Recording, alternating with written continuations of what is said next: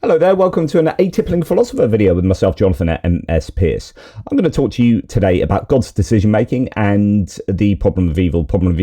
Evil being, why is there so much suffering in a world where God is all-knowing, all-powerful and all-loving, knows what to do and how to deal with all the suffering, is powerful enough to do so, and is loving enough to want to do so, and yet there is still suffering.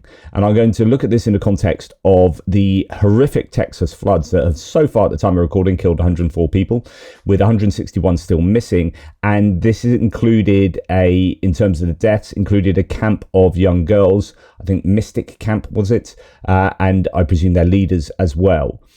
Just really, really horrible.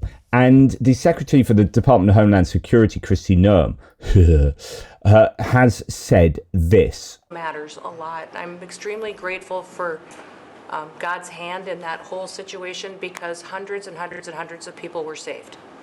And this is a time for all of us in this country to remember that we were created to serve each other. God created us to take care of each other.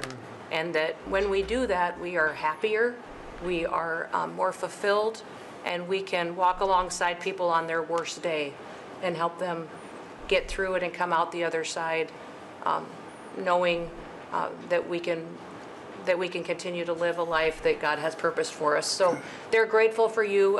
Several times. I wasn't aware that the Secretary for the Department of Homeland Security, that the chair you're given is indeed a pulpit to give a sermon. Quite incredible, this, but also insanely naive theology, particularly at the beginning, where she says, I'm extremely grateful for God's hands in that whole situation, because hundreds and hundreds and hundreds of people were saved. And at least 104 people were killed. So I'm thankful for God for saving these people here. And I'm just going to, la, la, la, la, la. I'm not listening, la, la, la. I'm not going to concern myself with these people who were killed over here, including a whole bunch of children. Thank you, God, in all your infinite power for saving these people. But even though you were able to save these people because you're omnipotent, you know how to save them because you're omniscient, and you're loving enough to want to save them, or you should be loving enough to want to save them. Oh, okay, we've got a problem. So you could have saved these, you knew how to, but you didn't want to. So thank you so much for saving these people, and thank you so much for killing these people. Yeah, thank you for killing them, because that's your infinite judgment. That's the wisdom of God that we can barely comprehend. And this is, of course, what the Westboro Baptist Church used to do. I don't know if they still do this, but used to go and glorify the death of American servicemen as they returned back in their coffins from abroad, from Afghanistan. And they used to kind of celebrate this and actually they had a weird correct logic there.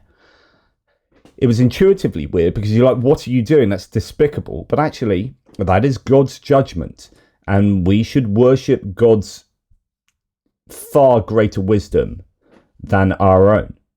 And so if God has decided that these people are going to die and has decided not to save them, then we celebrate God's infinite wisdom. That's what's going on here, except Kristi Noem doesn't go so far as to celebrate God's decision to kill those other people. And when I say kill, God designed the universe with, if you grant him divine foreknowledge, with the full knowledge that this would come about. He knew in advance that this would happen, and he designed the universe such that this would happen. So the moral culpability here, the ultimate responsibility here, is on God.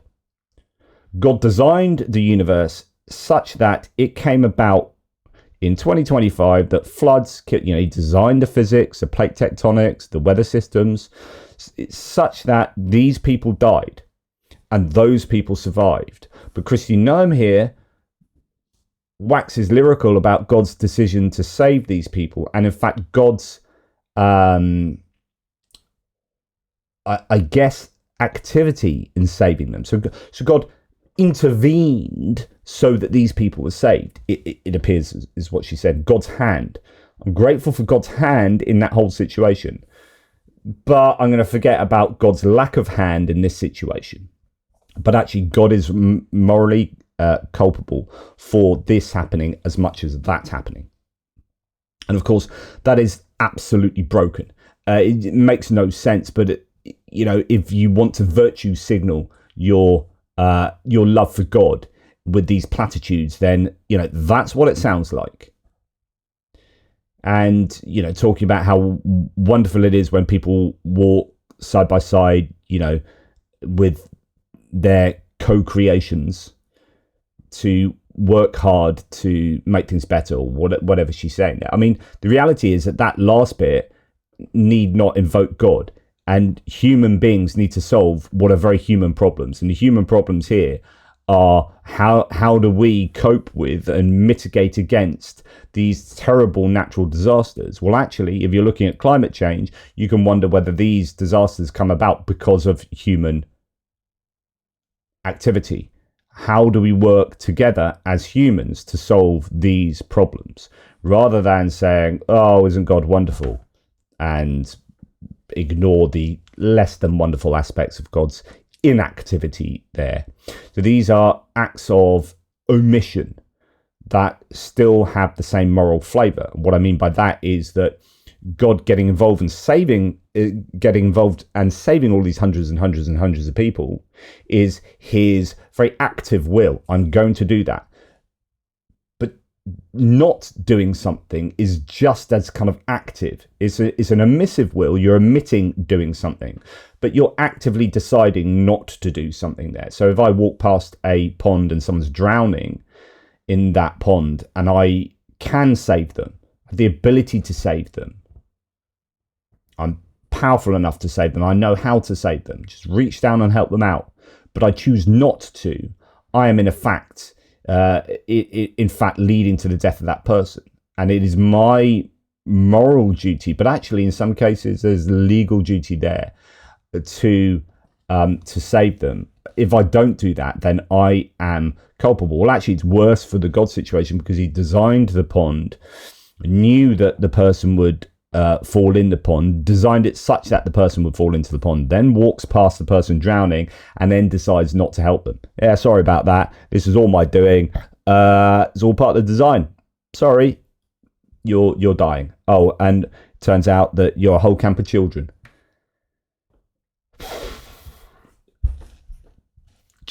This is, I think, obscene theology from Kristi Noem. But there you go.